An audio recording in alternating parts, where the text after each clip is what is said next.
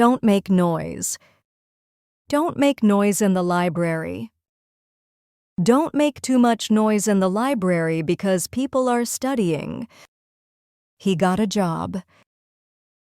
He got a job at a supermarket. He got a part-time job at a supermarket near his house after school. I'm hungry. I'm hungry after class. I'm always hungry after class because I don't eat breakfast. She took a photo. She took a photo of the sunset.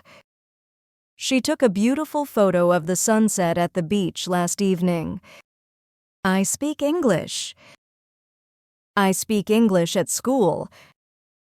I try to speak English at school to improve my fluency.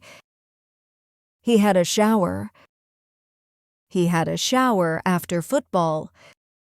She had a cold shower after football practice because he was so sweaty. The baby went to sleep. The baby went to sleep at 8 p.m. The baby went to sleep at 8 p.m. after drinking warm milk. We made a plan. We made a plan for the weekend. We made a plan for the weekend to visit a museum and have lunch together. I get up early. I get up early every day. I get up early every day to go for a walk before breakfast. Thanks for watching. See you next time.